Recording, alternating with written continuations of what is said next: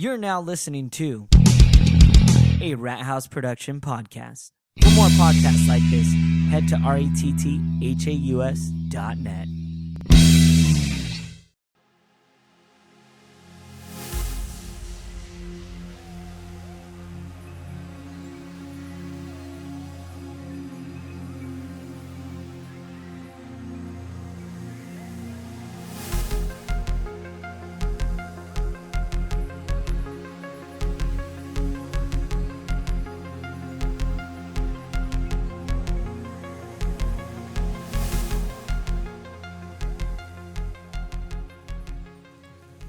Hello, everyone, and welcome back to another episode of Hunt for the Paranormal podcast, where we try to bring you anything paranormal that we can find, try to break it down, talk about it, learn more ourselves about any kind of subject, and thank you for joining us again for this journey that we're on. Oh, hell yeah. And as always, I am Jose, your host. And Mike.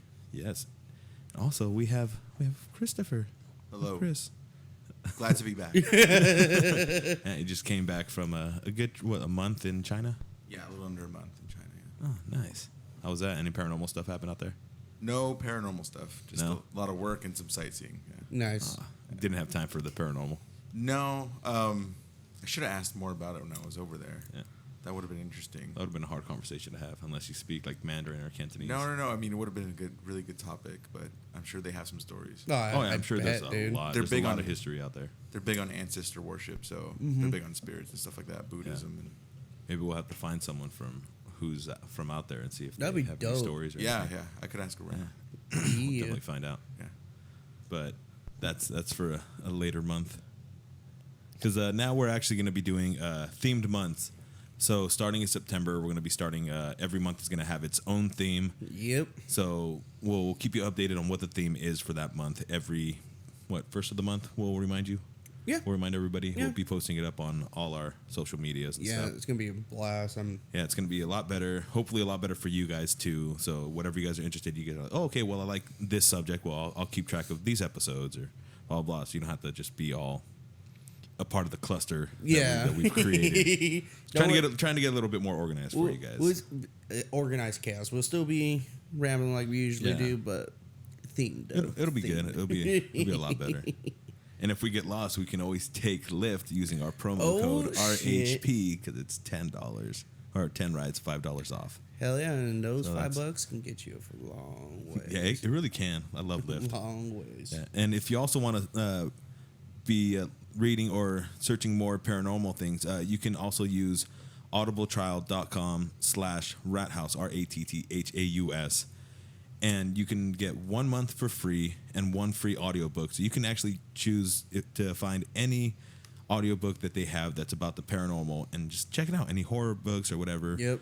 I know we've been talking about it a lot just because it's going to be coming out. Stephen King's It. Stephen King's It. And like the last episode that we had, we talked about it. We broke it down with MTR. Yep. That was a fun episode. Yeah, that was really fun. Yeah. So yeah, just check out Audible if you like to read or like to hear stories about any kind. Also, go to rathouse.net and click on our Geek Fuel banner for 30% off of your first box. And it's all these geek things. You know, you can get cool different like chargers, T-shirts, little like collectible figures, pins, all sorts of goodies in there. Little floor mat, that one was cool that we had. That was dope. Whoever won that at San Diego Comic Con at that party, fucking bastard. Oh, yeah. I was about to jack that too. But If you also like collecting Funko Pops, make sure to also, once you're already at rathouse.net, click on the Hot Topic banner. You have a chance to get discounts on Funko Pops, and I think right now they have a limited time offer for up to 50% off of T-shirts and shorts or tank tops and shorts. So go ahead and check all that stuff out. And now to the show. We're going to be talking about one that Mike actually told me about. It's called the Owl Women or the Owl Sisters. It's I don't know how to pronounce the Native American name. It's Tah-tah-kle. Close enough. Tah-tah-kle. If someone can give us a proper pronunciation, that'd be awesome. Tah-tah-kle with the little apostrophe. thing, apostrophe up top, and then AH. So I'm guessing it's Tah-tah-kle or the Owl Women. Yeah. So like a quick synopsis of it, the Owl Woman. So pretty much this folklore comes from the Yakima tribe up in Washington State. From the Yakima tribe come tales of 5 supernatural women who resemble giant owls. Elves, what the fuck? Dwelling in caves by day and flying out at night to prey on all manner of creatures, including humans. In fact, they said to prefer the taste of children. Legend has it they can hunt humans by mimicking their languages. The owl itself is a symbol of death in many native cultures, so owl women are essentially a walking embodiment of death. So a little quick synopsis about it. That kind of reminds me of the stories that you would hear in like the pueblos of Mexico about las brujas, who would kidnap children and take their souls, and like they'd kidnap them and take them over. Or even la lechuza.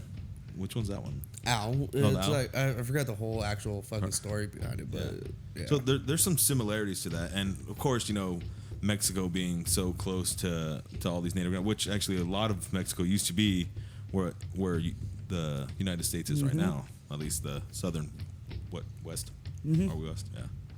God, I'm horrible with direction. But yeah, there's definitely a lot of similarities. Like I remember we had an experience when I was in Mexico, in Tlaxcala, Mexico, we're at my friend's house, or we're out there, we're all driving in the dark, and I mean, this is one of the cities out there where you have one light maybe every 300 yards or so. Oh shit! So it's like it's one of those. Yeah, it's always dark, and so we found this area and it was just pitch black, and we decided just let's try to see if we can find anything or capture something, and they turned off the car, turned off all the lights. We were sitting there in the dark. This is probably in 2003, 2004. So kind of recent still, in a sense. Yeah. It's been some time. But it's back then. We're sitting there in the dark, and it gets kind of creepy. It's pretty still. There's no real wind. It's pretty quiet. Yeah. And all of a sudden, just out of nowhere, this big like fireball flash type thing just shoots by our car. We freaked the fuck out. No way. Yeah, we freaked the hell out. We turn on the car and just book it back to his house. And then later, my friend's family member, I don't know if it was like his aunt or something, but she tells us that las brujas, they travel like that by like it looks like you see usually like a shooting star type of thing, like in the air, but you see it moving around. So kind of like how you see a UFO, kind of moving and stuff like that out in the distance. Oh, okay, gotcha. Maybe just because you guys were so young and you were there by yourselves, maybe somebody, or maybe it came by to see what was going on or something. So it could have been that. I don't know. I have no explanation to what it is that we saw, but it was just a giant flash right next to the car. Mind you, this is really before anybody had like camera phones and stuff, and it's in Mexico, so no one really has that kind of stuff. It freaked us all out. We saw a lot of creepy stuff in Mexico, but yeah, just the fact that it says that it can mimic humans, or like mimic their language. Yeah, that's kind of creepy. It likes the taste of children. That's what really reminded me of the brujas or the witches in Mexico, of all the tales and stuff that they said. So the lechuza is the owl witch. She's very predominant in Mexico and Texas. They hang around like trees and stuff like that. Yeah. Oh, and actually, it just reminded me that my friend's mom actually told us a story about them being in Mexico, same city, same house, same everything in Mexico. No way. Where my friend's younger brother, had to be maybe 3 or 4 years old. He was playing around a tree, just playing there, and that they saw like a figure. They don't know. It was like a shadowy just figure, but they saw like a face to it up in the tree, and they immediately started like yelling and stuff. And somebody ran and grabbed my friend's little brother and like brought him back inside. So they're saying, la bruja lo quería, like the witch wanted him. Holy shit. Yeah, they're saying something like that. So, before we even jump in a little bit more into the album, so since we mentioned about the lechuza, so the lechuza, pretty much her story starts off that she used to be a curandera. So pretty much a curandera is pretty much a witch who practices white magic. Mm-hmm. So, and the townspeople found out that she's a quote unquote dead. So they all got scared and they killed her. Oh shit. So, and after that, she's like, "Fuck you guys," pretty much. Like I'm gonna get my vengeance. So apparently she enjoys attacking people who have had one too many beers. Oh, wow. Okay, never great. mind. Many people believe in her existence, while others claim they have actually seen this creature. Legends seem to have very quiet bit. In some, she is vengeful spirit, and others, she's a woman that has sold her soul to the devil. Holy shit! Yeah, there's a lot. Yeah, this is gonna be a separate episode. Yeah, but I like that quick little thing. But maybe next week we can talk about her. I'm down. Yeah, just keep it in kind of same range And of similarity. Yeah, but yeah, this owl woman. Yeah, there's a lot of things that I've seen with owls. Like I know that the fourth kind, it really wasn't based on a true story type of thing. But even then, they still bring the concept of an owl. Oh yeah. You know, they're just always keeping an eye That's on still you. a good movie though. Yeah. What is it about the owl that has that paranormal like relationship? Is it mostly because their eyes they just get so big at night? And Well, I think it's the most humanized version that you see. Like you see two big glowing eyes, and usually they're red eyes that they see at night. Well, it's not like I think because they're quiet too, and because you don't hear an owl when they fucking fly. It's like they're like the stealth bombers of the animal kingdom, literally.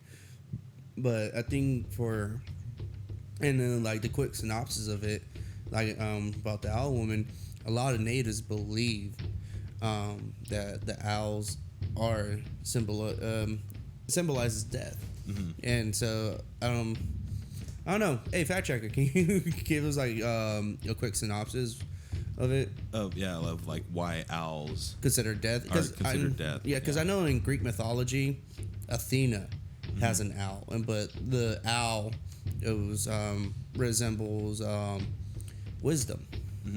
So, and that's why Athena was amazing on the battlefield, because she was a smart tactician and everything like that. So it's like she was a god of war, but with a plan. War, but with war comes death. Yeah. Well, that's why that's in Greek mythology. There's two gods of war. There's Athena, and then there's Ares. Yeah. Ares just represents just pure bloodshed and everything like that. And then while Athena is like the tactician, so all right, they'll pray to Athena, say, hey, give me this plan, give me the strength to develop this plan to defeat my enemies and whatnot and shit like that. So That's crazy though, man. Like it's still. Oh, you got it? Well, I said something Oh, okay. Let me check. Right. concerning the White Owls. Oh, okay, cool. Oh, for sure. Yeah, but it still trips me out and amazes me how throughout all these different cultures and stuff, there's still these similarities between the ancient beliefs, whether it be spiritual beliefs or That's why. Okay. like mythologies and stuff. Now I What's remember. up? You got it? Okay, so in most Native American tribes, owls are a symbol of death. Hearing an owl's hooting is considered an unlucky omen, and they are subject of numerous boogeyman stories told to warn children to stay inside at night or not cry too much. Otherwise, the owl may carry them away. In some tribes, owls are associated with ghosts and with the bony circles around the owl's eyes. Okay. They just look, well, owls do look fucking creepy, but they're fucking just cool as there. fuck, though. Just moving around and stuff, twisting their heads all 360. Yeah, so, okay, Crazy. so that's Yeah. why, pretty much. So, It makes sense. who else believes with them? So ghosts, bony circles around their owl's eyes are said to be made up of the fingernails of ghosts. Oh, wow. Sometimes owls are said to carry messages from beyond the grave and deliver supernatural warnings to people who have broken tribal taboos. And in the Aztec and Mayan religions of Mexico, owls served as messengers and companions of the gods of death. That's Yeah, crazy. Dude. yeah. So it's a lot. They're eerie harbingers of death. However, in the Hopi tribe, the great horned owl, Mongwu, is a humorless lawman who played the role of a straight man against antics of the Korshadi clowns and the owl myth of sound tribes, the birds are portrayed as bumbling good for nothing who are banished to the nighttime hours as punishment for their lazy or annoying behavior. Owls are also used as clan animals in some Native American cultures. Tribes with owls clans include the Hopi, who's a burrowing owl clan called the Kokongan or Kokowanga, the Tickling Mojave, or the northwest coast. The owls often use a totem pole crest. The Creeks also have a screech owl dance and a horned owl dance among the tribal dance traditions. So yeah. Yeah, so the Native Americans are really deep into the Nature. beliefs of nature, especially with owls being in the spiritual realm, which it makes a lot of sense because owls are the ones going crazy like at night, just hooting all the time at night. Oh hell yeah! Do you think that's where a lot of the Native Americans also hoot and all that stuff too? Could that be a part of it? I don't think it's hoot. I think like doing like their like yells and stuff like that. You know what I mean? More like their war cry chants. Yeah. Probably, maybe. I can be wrong. I may be fucking. We might be ostracized a little bit by someone, but it's our speculations of it. Yeah, I mean, it makes sense because if you see like an owl like hooting at night, like, and then you see it just swoop down to get the kill. You know, that's. And what would most prey think when they hear that hoot? Like, oh shit, death is coming. Fuck yeah. Like, death is coming. Oh, that's true. So, I mean, it makes sense. If you're a warrior, you want people to know I'm fucking coming. Is near. Yeah. I'm fucking coming and you're fucked. Yeah, because a war cry is supposed to be intimidating, and it fucking is. It is. You hear that, and you don't know where the fuck it's coming from. Yeah. They're going to get you. I don't know, the most fucked up war cry. Actually, it's not fucked up. It's actually kind of fun. Funny. My favorite was Tally-ho! Tally-ho! I don't know where that came from. Like, that actually... I have no clue. But this owl woman, she just seems like such a trip. Even the picture that someone fucking made to portray her, just fucking creepy. Yeah, maybe I'll try to put this picture into it, too. But, try to add it so people can see the drawing that they did. Where is it? So let's. Did I have it right? Sorry. Yeah. No. Yeah, the owl woman it's weird, man. Like the picture that they have of her. It's creepy. fucking creepy, dude. It's like it looks like it straight up looks like a crazy like giant like bird type thing. Yeah. But with a real like humanized like face, but with an owl beak. Yeah. Really dark and ominous. So pretty much the story that the Yakima Indian William Charlie told the story to McWhorter about the Tah-tah-kle, owl woman monster in 1918, before the tribes lived peaceably in this country. Before the last creation, there were certain people who ate Indians whenever they could get them. They prefer and hunted children as a better eating because they're weak. Because it's an easier easy picking. Yeah. These people, the Tah-tah-kle, were taller and larger than common human. They ate very bad thing known such as frogs, lizards, snakes, and other things that Indians do not eat, which makes sense back up in that area. Yeah. Things that Indians don't eat. They talk the Indian language, and in that way might fool the Indians. There were 5 of them, all sisters, but the last creation they came up only in California. 2 were seen there. They were women, tall, big women who live in a cave. One time, Mount Shasta, the Shasta Indians, were digging roots in camp. They knew that 2 Tah-tah-kle were in that place. The Indians were careful, but the Tah-tah-kle caught one little boy, not to eat, but raise up and live with them. The boy thought he would be killed, but he was not. The Tah-tah-kle had him several days. One day, when they were out of sight, the boy hurried away. He ran fast, traveled over rough, wild places, and reached his people. After many years, the 2 Tah-tah-kle were destroyed. None knew how, but perhaps by a higher power. Their cave home became red hot and blew out. The monsters women were never seen again, never more heard of, but they have always been talked about as the most dangerous beings on earth. One other of the 5 sisters was drowned. From her eye, all owls were created. The person or power that killed her said to her, "From now on, your eye will be the only part of you to act. At night, it will go to certain birds, the owls." Jesus. Yeah. What the hell, man? Yeah. There's another story Yeah. too, but it was dates back in 1919. But Chris just sent me this right now, and it's pretty damn interesting. It's the Cherokee beliefs about the owls. Ooh. Yeah. So it says like I'll just read the in creation part right now. Okay. The owl holds a special place in the Cherokee creation myth. Yes. According to legend, Earth thought of as a floating island began as nothing but water, with all the animals living in an upper world known as Galunlati. Yeah. Galunlati. When Galunlati became crowded, the water beetle ventured below and made islands from the mud under the water. Yep. The great buzzard, father of all buzzards on Earth, then came and formed valleys, mountains with the flapping of his wings. Although the Cherokee do not claim to know who made the plants and animals that came into inhabit the earth, it is thought the animals were upper world where they were told to keep watch over these newly created creatures for 7 nights.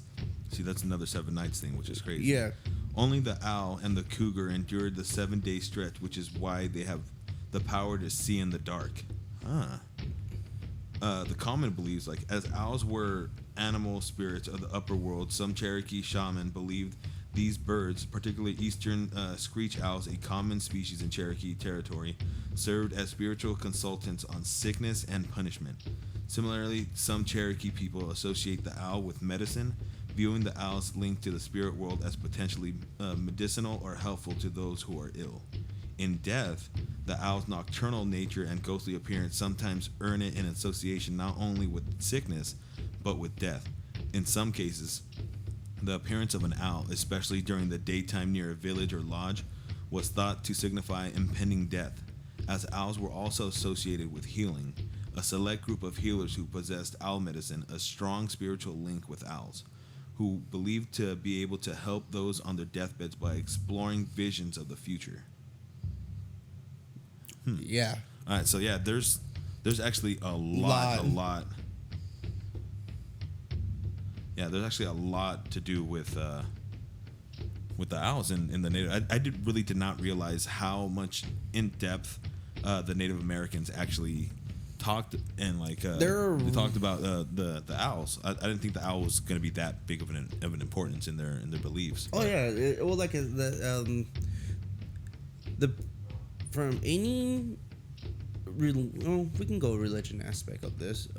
For any religion, Native Americans, their beliefs is super in tune to nature. It's like it completely surpasses Wiccans and Druids and everything, because all their stories, it's always even the creation of Earth or certain things. It's like like the great buzzard, the father of all buzzards. Yeah. He created, or like my with my paranormal encounter of the coyote. Some nations believe that that he's a trickster, and also a medicine man. It's insane. I can see the coyote being more of a trickster, but I have seen some stories of it being like a medicine man or like a kind of like a spiritual guide. Yeah, seen stuff like that. I think that's pretty much it for the owl women and like the whole spiritual owls and stuff like that. It's cool. I love it. I love. We're definitely gonna do American some more hunting in that and see if we can find some more stories about that to do that. But also we also have Annabelle 2 coming out. Yes. Soon. Are you excited for that? I am very excited. I actually liked the first Annabelle. Yes. So it was a good movie. I liked everything about it. You know, it had the good creepy factor. I hate dolls. Especially the porcelain type ones. Dude, those are super creepy.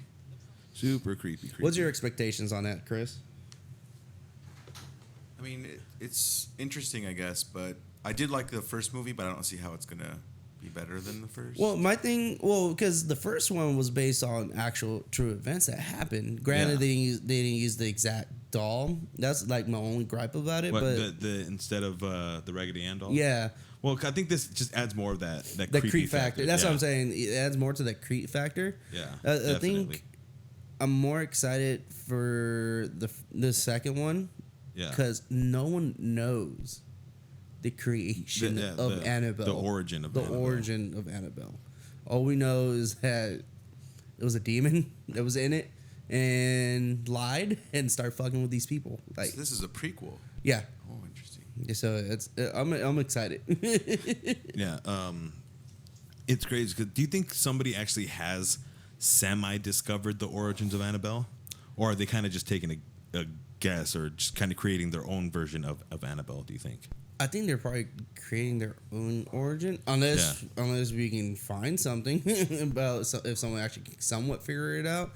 But at the same time, the Warrens have that doll locked up, and so I don't know, doing a seance or like messing with the Ouija board, just find out, hey, what's the spiel for it, and So, we have the trailer for Annabelle 2 right here. So let's our listeners and YouTube viewers can listen to it. We can't really show it, but No. we'll take a listen to it and we'll get your guys' opinion on it. Play. if it played.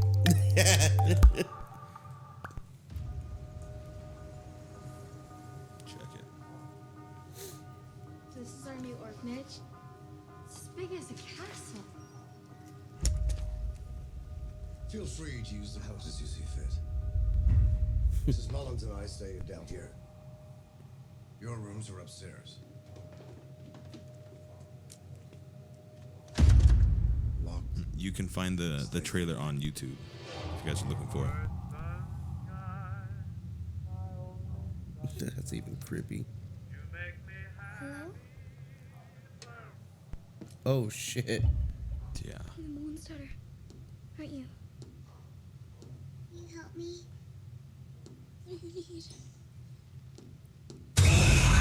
Oh shit. Yeah, that got me a little bit. Janice says she's seen your daughter. My daughter has been dead for a very long time.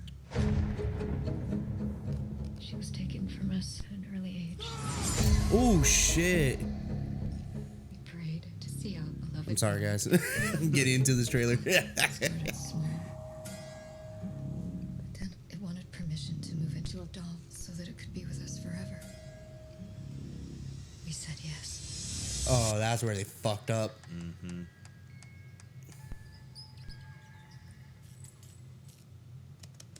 Oh, I heard the fucking footsteps. That's creepy. I've actually experienced that before. Not with the doll, but I've actually seen my old recliner actually move. Wait, what? Okay, Yeah. whoa, you're gonna tell us after this. Yeah. An evil presence. It's because I'm the weakest. It's the doll. The devil. Annabelle. Oh fuck. Oh, what? Oh fuck. What? Oh, she's fucked. Oh, yeah. I'm Big excited. Are you excited? Yeah, I'm excited for it too. It looks good. The trailer, just off of hearing it, Chris, what do you think? I watched it too. Actually, looks pretty good. Looks good, right? Was that Elizabeth Warren at the end? No. The Warrens come later once it's actually in like the apartment. Yeah, the apartment. Yeah. Yeah, that's when So this is the the Warrens origin, come in. right? Yeah, this they is wouldn't just be the in this movie. Huh? No. This is just the origin of Annabelle. I'm so excited. That's gonna be good. But yeah. Just before we wrap this up, I actually used to sleep in the garage, and I had like my bed, a couch, and my recliner and stuff in there. It was pretty sweet. But I would once in a while, because I would sleep with the TV on, be watching something, pass out, and the TV would still be on. But I would actually see once in a while, like my recliner just slowly just moving, just kind of slowly creeping, just back and forth.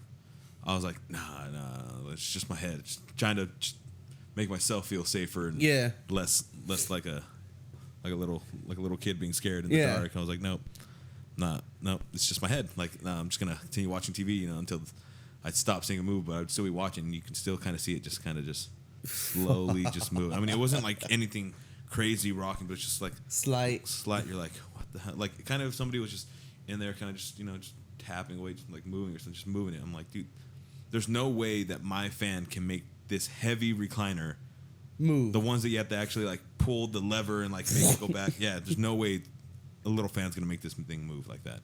There's no way. That's gnarly. I saw it maybe 2-3 times like do that. You're like, nope. Yeah. Nope. Have you seen anything else happen in your room or in your old garage? At that one, that's the house that I actually had someone say like, hey, like right on the side of my head, outside. That's the same house. I don't know if I told the story where I antagonized like some spirits and stuff. Every time that, antagonized stuff, like stuff flew off. That's the same house where all this stuff happened. So there's definitely something there. But it's not our house anymore, so Someone else's problem. I was surprised that I think it just attracted to the house because as soon as we moved and like we're in Riverside now, we don't have any of that creepy feeling or something, or maybe me saying where we moved is gonna help it like find us better or something.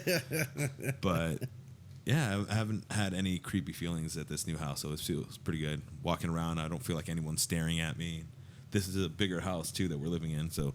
The other one, you'd be walking in and instantly you're like, dude, I don't feel comfortable. Like there's something just watching me every time I turn. No, I'm just kind of bummed that we couldn't do an investigation before you moved in. I know. I wanted to. It would have been creepy, man. Like I've literally just been sitting there in the dark before, like watching TV in the living room, and it just feels like someone's like right here, just looking at you. You're like, oh, nope, just gonna ignore it. Just gonna keep watching TV. And You should just do this. You're like, hell no. All of a sudden I wake up, there's scratches on me and stuff. Nope. I ain't taking that chance. All right, guys. Thank you for tuning in this week. It was awesome. And like we said, and we got our wonderful fact checker back. Yes, finally. Back from China. China. Halfway across now the world. I'm going to go play with my pet panda now that you brought me back. I'll be your panda. Oh, yeah. All right, guys. Take it easy. Have a good one, guys.